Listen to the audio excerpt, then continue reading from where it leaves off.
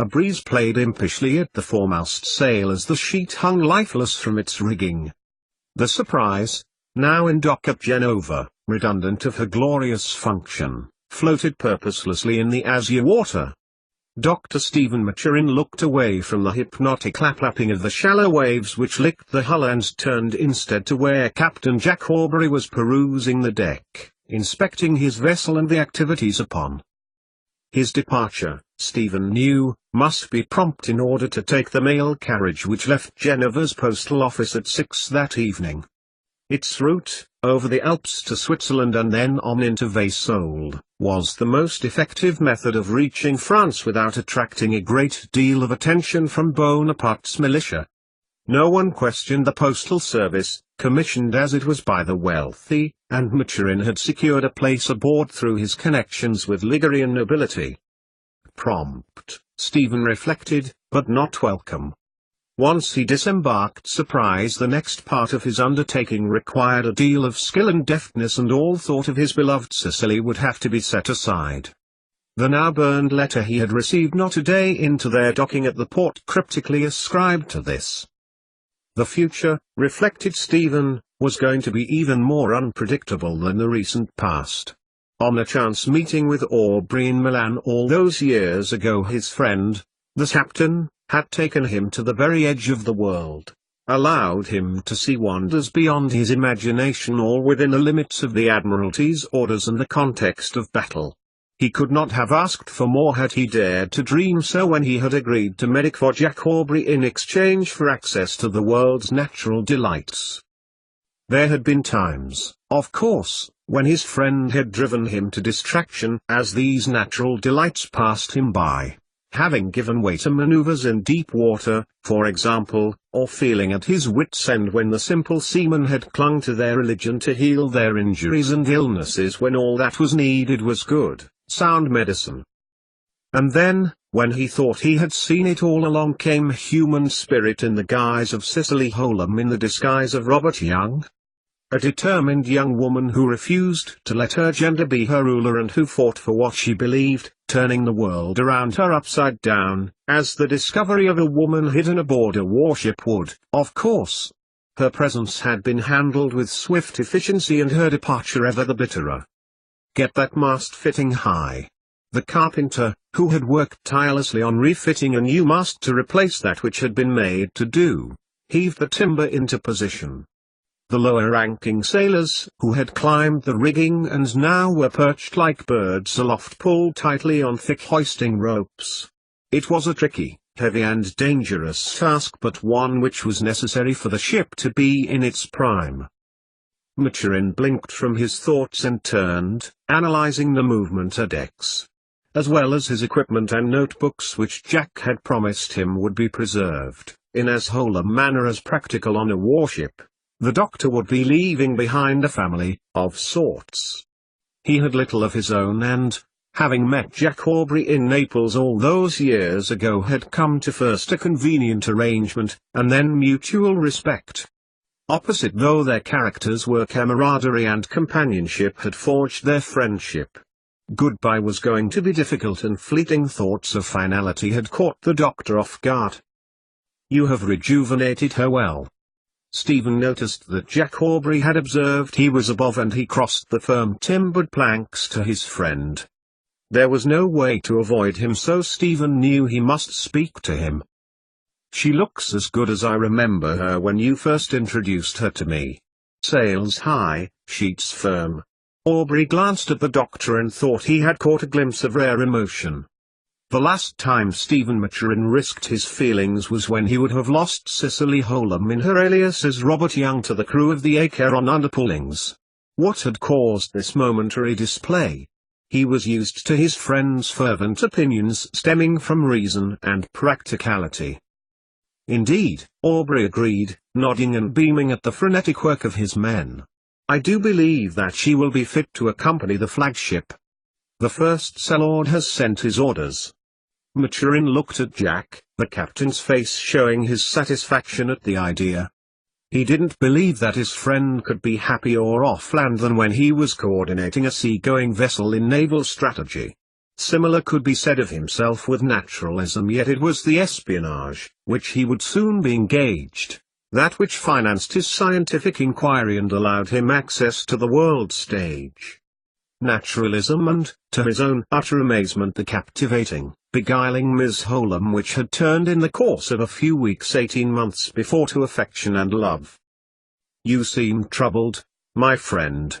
Aubrey had focused his full attention now on Stephen, and the doctor shook his head as he realized he must have been staring out onto the horizon and into the distance. "My disembarkation," qualified Maturin. "I have orders of my own. Things will become very difficult presently, and apt to complication. My only thoughts are of Cicely and how she fares." Stephen had been sure that Jack had thought him a reckless simpleton when he had asked Aubrey to marry them in his capacity as captain. But how could he not love her?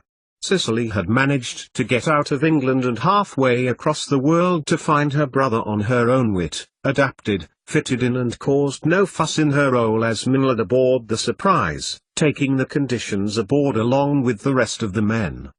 She had got along with her crewmates, forged a friendship with her pair, had worked cruel hours with very little rest and food just to be near her brother. Had Edward Holum not taken his own life? Had Cicely managed to speak to him? Things may have been different. How could he not have grown in affection for such a person such as her? Her spirit, bravery and determination? Not that he had never known the intimacy of women before Robert Young, but this more than fondness, more even than desire. "Taking tea with Sophie," purported the captain, grinning widely and beaming at the doctor. "Organizing a social event. Pursuing your research. My wife has many facets, as does yours. I do not think boredom will avail them." Not boredom, thought Stephen quickly. The only life they had known together had been aboard the Surprise. Their own floating island away from the rest of the world. Since her departure a small part of him had gone with her, and he had not been quite the same. "What hour do you depart?" Jack continued his conversation as he began to walk towards the stern. Stephen followed, feeling the wind blowing towards them from the open harbour. "Post-meridian. It is vital I reach the town in good time." Aubrey nodded. He had known Stephen for many years, and for most of them that he was a spy. He did not like to question his friend on such matters, but he found himself wondering when, or even if they would sail together again. "We made it into the Mediterranean faster than I thought," replied Aubrey, craning his neck upwards to inspect the mast refitting. To get the timber into just the correct position, checking the sheets and mainsail, the men would have to spend most of the day and the following one. All aboard knew how important the job was. The minutes which could be lost or saved through the ship's sailing efficiency may mean the difference between victory and defeat when they next engaged in battle. "And you are to rendezvous with the Acheron?" Stephen turned his face to the harbour breeze and focused his mind clearly on his friend's future movements. "You'll be pleased to see Tom Pullings, no doubt." Jack's face broke into a smile and he clapped his friend on the back. "Indeed," he chuckled, "indeed. However, that will have to wait. We were supposed to rendezvous with the Charlotte, which is what she is called under the flag. That has changed, and we are to depart to Calais, where I will meet up with my old first lieutenant. A welcome reacquaintance." Stephen looked at his friend, then nodded, taking in what Jack had just told him. Surprise would be in the Channel within a week, and within 2 sailing with the Victory wheresoever Admiral Lord Nelson decreed. However, Dr. Maturin had hoped that the ship which Aubrey had won for the Navy in the South Pacific from the French would indeed be moored alongside them. Not least to buy a few more days aboard Surprise, but he could have informed his contact in London that it was necessary for him to delay until the next mail coach in order to interrogate what remained of the Acheron crew. John Fotherington may well have been long buried at sea, but it seemed that repercussions of his actions, or rather, his failed actions, had had a wide-ranging impact. Dr. Maturin would need all his wit about him once he entered France, and there would be little chance to board a Charlotte and question the men aboard in an English Channel port. and you will be behind the enemy's frontier," stated Aubrey, conversationally, but from his tone Stephen could tell his friend would miss his company as much as he would miss Jack's. "Do you know how long you will be gone?" "I may have Hardy, but I'm sure I don't want to keep him." "Banjo player, indeed. Shall we move to your quarters?" Stephen was aware that the foredeck was becoming rather crowded now, and he wished he had longer. Considering what was ahead, perhaps it would be wise to confide in Jack a little. His friend must have picked up on this, as once through the thick oak door of Aubrey's quarters the captain smiled at his friend. "I may be many things, Stephen, many things which you have rightfully levelled at my character, but I sense something is amiss." Maturin looked sharply at his friend before sagging at the shoulders. "Are you not to meet with the flagship and sail with Nelson?" Jack turned to peruse the harbour, hoping his prompting would allow the doctor to relieve his clearly troublesome burden. Other ships from other nations had joined them at the port, some naval while others merchant. Jack watched the wharfside bustle as he waited for his friend. Eventually Maturin spoke. "I am," he confirmed, and, as Aubrey turned from the window, he saw his friend leaning his forehead on the heels of his hands. "But it is not as straightforward as you suppose. Assuming I pass unheeded into France, and that I am not delayed on my work, which may take several weeks, I then have to discover the whereabouts of Victory. I do not know when I will be taking up surgery in Hardy's stead. So many uncertain things." He let the half-sentence hang and looked at his friend. "Life was so much simpler when my primary work was as your surgeon and my naturalism. Espionage was a good method of financing both. Now, Bonaparte had already won a great victory at Austerlitz on land. A battle won not by might but by espionage. Intelligence and counter-intelligence. And base foolishness? Such means would be more vital to victory or defeat in the future, Maturin was certain, and Austerlitz had been a terrible blow to those opposing the emperor. He hoped that what he was to do would redress the balance somewhat. "It will like that again, I dare say." Jack sank into his plush, velvet-backed chair and examined his old sextant. "You will be sitting here with me within 6 months, he chuckled, "delighting me with the wonders and horror of France." "The future in France is uncertain." "My future is uncertain." Aubrey looked sharply at his friend, but his snapped response revealed more to the captain than he suspected Maturin to know. "I wish I could be as sure as you," the doctor added solemnly. "Let us part in good spirits then." Jack stood up and held out a hand to his friend, half expecting Stephen not to take it, but the doctor shook it firmly and clapped his own over Aubrey's before taking it back and reaching into his waistcoat pocket. "Here." Maturin gave Jack Aubrey a small piece of paper. "A tiny measure of contact if you hear from Sicily." Into Captain Aubrey's hand he placed it as he took the hand firmly and shook it. It didn't seem enough after 9 years aboard the ship. Jack circumnavigated his large oak desk and took a few steps towards Stephen, clapping him on the back. "You are right, of course. It shouldn't take more than a few weeks, 1 or 2 months perhaps.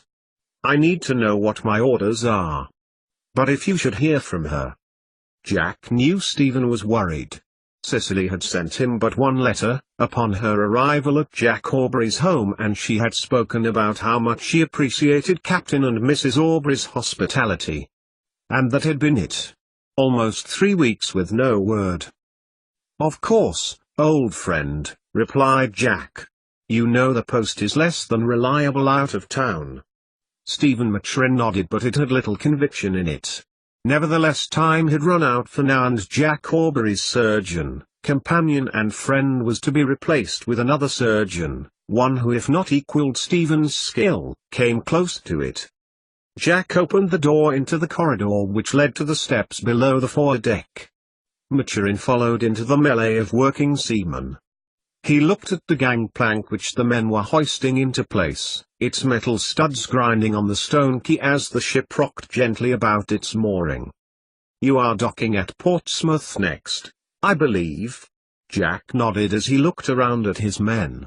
Before you leave, Dr. Hardy should arrive to relive Higgins. Stephen blinked into the mid-August sunshine which chose that moment to glance out from behind a large cumulus cloud. I will meet you back at whatever dock you happen to be at once my mission is done. We sailed to Calais, Doctor, replied Jack, hands balled up as fists. He placed them on his hips. And after then, I wait to see. Maturin nodded resignedly. Such was life aboard a warship. Nothing was known more than a fortnight in advance, and it was always subject to change. Few plans could be made, especially with what his own future held. 88,888,888. Sunlight flooded the hallway of Lytton Hall, lapping at the drawing room's open door and threatening to wash into the library. It got its way when the lady of the house pushed its panelled door and, with letter in hand, sought a comfortable repose in order to read its contents through for the fourth time. Above the fireplace hung a large portrait of Sophie Aubrey's husband, commissioned when he was at sea. She knew Jack would never have posed for an artist in full regalia, even for her, and she smiled briefly at the captain more in uncertain relief than humour. She had been back from the Darwins for just over a week and had made her way home swiftly when it had been established that Cicely had gone, far sooner than expected despite both Robert and Susanna's vehement insistence that she remain for the intended time. Awkward described the situation very mildly indeed. Difficult was closer to the mark despite her host's reassurances that Mrs. Aubrey should remain. Following her return home, Sophie also felt another, far uglier emotion, that of embarrassment that such events had taken place and consequential reflections upon her and, by extension, her husband's reputation. Sitting back in her favorite chair, scroll-backed, mahogany chaise-longue with blue silk covers, Mrs. Aubrey read carefully the words which were scratched seemingly at haste on poor quality paper, but, she thought, it was better than nothing. Cicely Maturin was alive. That was something at least. But the manner of her disappearance, the questioning by Shrewsbury's sheriff, the awkwardness she felt in the presence of the Darwins. All this had been brought about by the young lady's abscondment. Sophie Maturin shook the double-folded paper open again and began to read the neat, if faint, writing. "Forgive me, Mistress Aubrey," she had written. "Once you read this letter I will have been gone. I explained to you about my former situation. The past has come to haunt me, and rather than bring shame to your household, I have departed the county, and your splendid, hospitable, welcoming company." Shame, pondered Sophie Aubrey. Would that have been shameful? Yes, she supposed it was. But by disappearing, by running away, surely that was shameful too? Did it not suggest that Cicely was in the wrong and knew it? Or were Magistrate Wigg and Sir Richard Holm so hateful? Though her social connections were comprehensive, they did not stretch as far as Gloucestershire nor as high as upper middle classes. Such being, Mrs. Aubrey could not recall the gentlemen or anyone who may know them. "I know that I have left a situation behind which is both difficult and uneasy for you," Mrs. Aubrey continued with the missive. "Difficult because of the questions which Wigg, no doubt, held you to. Uneasy because you will not know what to tell your husband." She is perceptive, thought Sophie. Perceptive, intelligent, quick-witted, deft. Wild-natured. On the occasions that Mrs. Aubrey had spoken to Cicely Maturin about her life prior to and aboard Surprise, the girl's face glowed and her eyes shone. There was something about such freedom that she had acquired which spurred her on, kept her going, perhaps even exhilarated her, not only the unshackling of herself to her father and would-be suitor. And that was the point which irked Mrs. Aubrey. Had she put adventure ahead of the thoughts, feelings and reputations her hostess and of those at the Mount? Shaking her head as if to dislodge this hornet of bad feeling, Sophie read on. "It is true, Mrs. Aubrey. All that Benjamin Wigg says is true.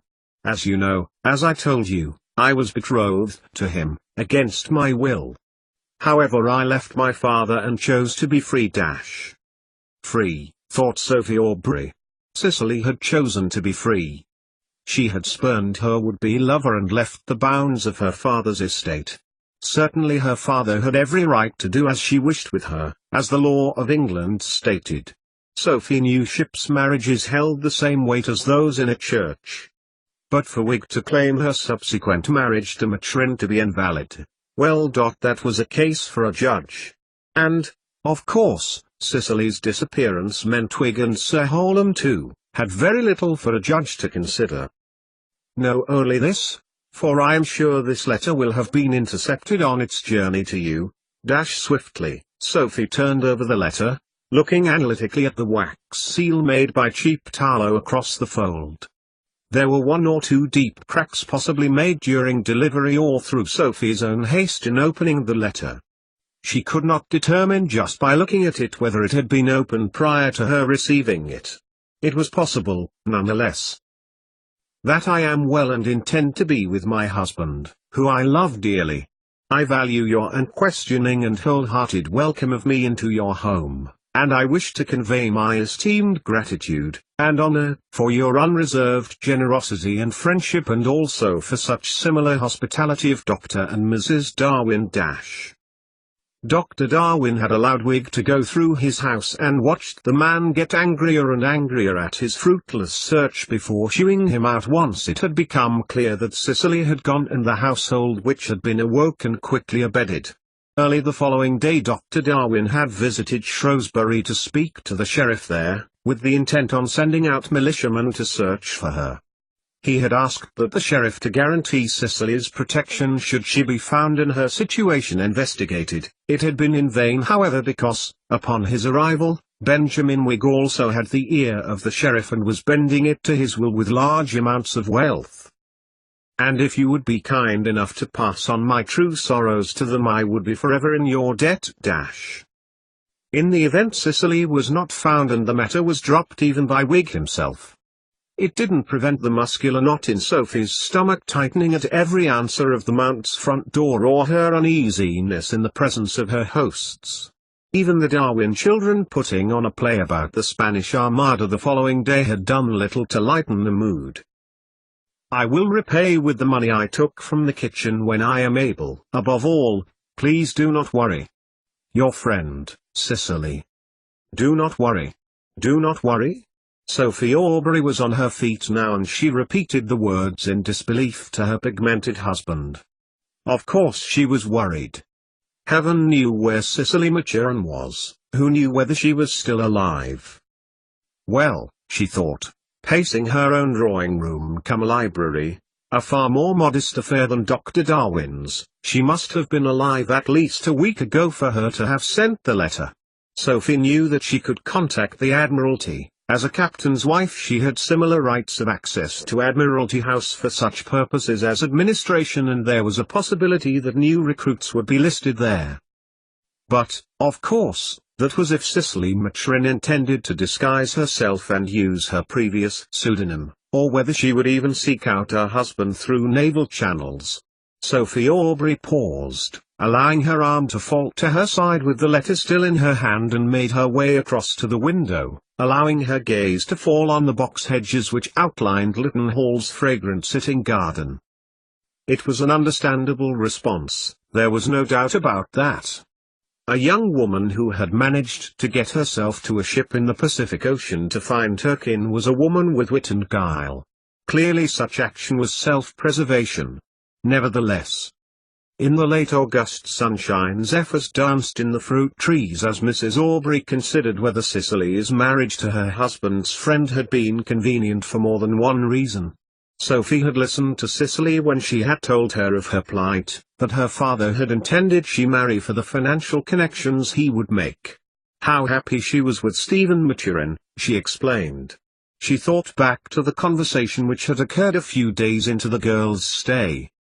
Cicely Maturin was no liar. It was the way she talked about the doctor. She spoke in the same tone and manner about him as she, Sophie, thought about Jack. Raising her arms, Sophie Aubrey looked at Cicely's letter again. She had stolen the money, clearly, to send the letter, or she had used that which she had admitted to taking from the Mount. It was unusual for anyone to prepay mail, but again Sophie could hear Cicely's mind reverberate around the epistle that she held. She considered it vital for Sophie Aubrey to receive it, and the Lady of Lytton Hall was unlikely to accept it otherwise. Undoubtedly Cicely Maturin wished to temper the situation, for she did not know how Mrs. Aubrey would feel about the manner of her disappearance. Well, she would have to inform Jack of the situation. Turning her back on her beloved garden, Sophie Aubrey walked back over to her husband and looked up at him, standing proudly in oil in his gilt frame. Cicely had preempted her actions again. Unfolding the letter again, Mrs. Aubrey found the sentence and reread it. "Uneasy because you will not know what to tell your husband." Ah yes. She read the sentence again and thought again about her next course of action. At least she had the letter which Cicely had written, something she had intended to send it to Jack. However, she did not wish a sully to be brought upon her husband's reputation, and should, as Cicely Maturin's letter, be traced, sending it in its entirety to her husband may damage his career. But the situation shouldn't reflect on his career. The paperwork from such a marriage aboard a naval vessel would be in the archives of Admiralty House. Wig, with his contacts abounding across the land, or so he had claimed at the Mount, should easily be able to track it down. Sophie knew more than the records showed, however. The evidence was in her hand at the moment, despite nothing crystal being written therein, and should she be implicated in Implicated in what? There was nothing which could be discerned from Cicely's letter, and nothing which could not be guessed from it, or anything from her past actions. Captain Aubrey and she were merely bystanders. Crossing the room to her bureau, Sophie sat on her beautiful walnut writing chair, drawing it closer to the flat surface which she had unfolded earlier that morning. Sunlight glanced through the window, illuminating its green leather surface. She refolded the letter which Cicely had sent and, drawing a fresh sheet of paper, began to write a brief of her own to her husband. Short, to the point, and of dutiful regret. She needn't worry him with her own concerns about their lives, nor her measure of shame that she felt for both them and the Darwins that the girl Jack had sent to live with her had embarrassed them. Once she had finished, Sophie folded her letter around Cicely's, tying a red ribbon around it and sealing both the ends of the ribbon and the edge of the paper with wax. She would have to send it to Admiralty House first, of course, where technically it could be read, but Sophie knew in practice that this was rarely done, and that, depending upon the location of surprise, Jack should receive it within a week. A knock on the door made Sophie turn, and Mary stood by the door, holding the day's newspaper. A few words later, having shooed Mary off with the letter, she retired back to her chaise, reading the first column. This time a sailor had been found alive, a mutiny survivor, on Les Urchins, the tiny islands close to France which England held sovereignty. Always a story on the front page, thought Mrs. Aubrey, and turned to the next. 88,888,888. Long shadows were beginning to fall across the courtyard of the inner office buildings. William Wickham had been watching them grow longer and longer as the time to his leaving approached. His work that afternoon, though as important as any other, was repetitive, and Wickham he had felt his mind wandering on several occasions to his weekend ahead, his meeting with an acquaintance, his going home. Approaching the large, oak door behind him, he anticipated the satisfactory clunk of the lock joins meeting snugly, which they would, in about 5 minutes' time. 5 minutes after that he would be walking across the courtyard and onto the main street, heading back to his smart house in an even smarter part of London. On this occasion, however, 5 minutes later, an altogether different affair was taking place. The door, unlocked, hung open as the man who had pushed through them 4 minutes before advanced on Wickham until he was back where he had been all afternoon. It was his responsibility, of course. Of course it was. But he had grown accustomed to leaving the office promptly on a Friday evening, and to have the man standing over him was altogether uncouth. But so was the man for whom this other, standing before him now glaring at him with eyes like gimlets, represented. A bully. Wickham was used to dealing with such men. As a middle-ranking officer himself, he had come to know how such men worked. On many occasions intelligence and wit were enough, and often such impressive successes had gone shamefully unnoticed. Other times pulling rank, attention brought to the law, or demotion of wealth and reputation worked just as well. Now, William Wickham discerned, none such methods would triumph. It was likely, though not certain, that he might have to concede. As the man shouted and stalked before him, bells of recollection began to ring in Wickham's mind, not least because a name then, as now, was familiar, and he tried to concentrate on important aspects of the man's tirade. Something about a marriage being illegal in Great Britain. Tell me, Wickham, has the law changed so much without my noticing that a woman can marry without her father's consent? William Wickham switched his attention to the skinny, weasel-faced man who was demanding it. Wickham knew him, knew he was the paid instrument of rich men. It is indeed. Wickham had sat back down and was shuffling the papers he had been so keen on leaving behind him a quarter of an hour before. Suddenly they seemed much more interesting than the conversation in which he was currently engaged. HMPH. Snorted the man, Jeremiah Buckley, clearly satisfied momentarily with Wickham's confirmation. And the law is clear that whomsoever marries such a woman does break the law. Indeed. Legal concerns were low on Wickham's list of priorities. Though he had trained at the bar, matters more constitutional and criminal were where his expertise generally lay, although he knew nearly every writ by heart. Hence his apparent dismissive responses to Buckley, who appeared to be getting a little agitated at Wickham's demeanor. And therefore, is the marriage invalid? Wickham put down his pages of reference notes and leaned back in his chair. He analyzed Buckley's face briefly before getting up from his chair and crossing to the window-side bookshelf. He must at least put on a front, Wickham told himself, or Buckley would not take him seriously. He could have answered the questions which Wig had instructed Buckley to ask him within a matter of seconds, and answer others which he hadn't even considered. Such was the nature of William Wickham's mind, which lent itself squarely to the multifaceted role he had currently, that he could remember practically everything that he read.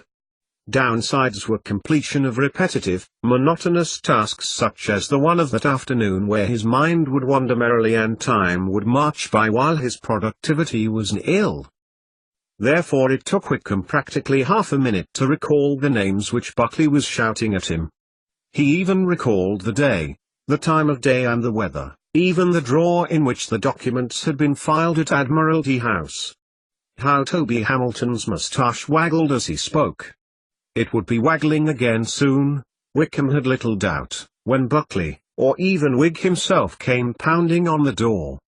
Sighing for effect, Wickham scanned the shelves before picking up a blue-spinned reference book. He paused, pulling it carefully from its abode before leafing the pages over, before making his way back to his desk. Pondered Wickham, pinching his eyebrows together before nodding over the book's horizon at Buckley. Well? He amended impatiently as William Wickham placed the book open onto his desk. What does it say? If you would permit me a further few moments, requested Wickham, getting back up and returning to the shelf this time, turning his back on Buckley's boring stare. He selected another and turned to a relevant chapter. Only then did he realize the obnoxious man was waving something in his direction. Wickham took it from the man's pallid hand and opened it. Therein, confirmed by Sir Richard Holham himself, whom he supposed was this Cicely Holham's father, that he had granted only his permission for his daughter to marry Wig. From what he knew of both of these men, Wickham found himself pitying the erstwhile Miss Holham.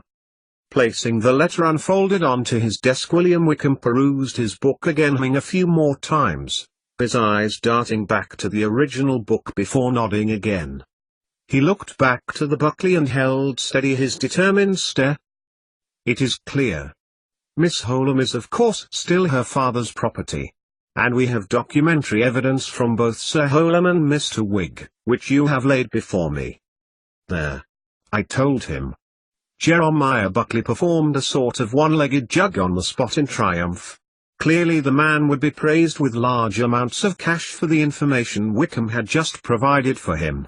Anyone who stands in your way, Sir Benjamin, would be guilty of breaking the law. Wigg's weasel-faced right-hand man waved his cane skywards in a celestial celebration, addressing his master as if he were there. Then he fixed Wickham with a beady stare. "The papers, then?" Nodded Wickham, going to other bookshelf and, selecting large, leather-bound file, opened it up in the desk. Buckley peered forward hungrily. Taking the documents out, Wickham leafed through them before shaking his head. "The documents should be here." He darted a look at the index page before looking back impassively at Buckley. "But, of course, they will have been held by Admiralty House before arriving here. A naval interest, you see," he qualified as Jeremiah Buckley snorted air out through his nose. "Admiralty House?" demanded Buckley, his eyes bulging. "Admiralty House?" "Indeed," confirmed Wickham, holding his features determinedly straight so as not to betray his inner joy at the man's discomfort. How he wished he could be invisibly present when he spoke to Wigg that evening, watching Buckley's thin, master-lined features contort in the effort of explaining why he had not been able to deliver what one of the most powerful men in the country wanted. Why, it almost made up for his being inconvenienced that evening. "The document will eventually come into my possession, of course." Wickham tailed off as Buckley began to pace agitatedly across the floor. "Perhaps even as early as next Wednesday." Wickham wondered whether that had been a step too far, whether Buckley would explode on the spot like a 9-pounder. Instead, to his disappointment, the man merely grabbed the letter he had just shown Wickham and stamped loudly on the floor of the room. He was slow enough, however, for Wickham to see angst fleet across Buckley's features as went. "And a good evening to you," murmured Wickham as the oak-panelled door reverberated back off the hinges. Staring at the now closed door, Wickham contemplated what was before him. The document Buckley had required was indeed not in the folder, and Wickham was sure it would still be with Admiralty House. Should he himself be implicated in such matters that the idiot Buckley had presented him with, his current situation and those connected to him would become tainted with scandal, one which, at the very least, may destroy any intelligence advances Britain had made in their war against Bonaparte. Well, that which Admiralty House held, the document he had seen all those months ago, he could allow someone else to deal with. Clearly the substance of what the document contained had made its way to Wigg, or to Sir Holm somehow. Now, he had other matters to consider, namely the mess that Fotherington had left for the enemy, which he needed to turn to his advantage. Sinking back into his chair, Wickham, former serviceman, chief in military law and head of espionage operations in Great Britain, closed both books he had been feigning to read and sighed deeply. Things had just become a little more complicated now. Not agonizingly so that he should have to alter his plans, but delicate. Much as he enjoyed the thrill of complications, he knew he must meet with his counterpart Stephen Maturin in 3 days' time in France.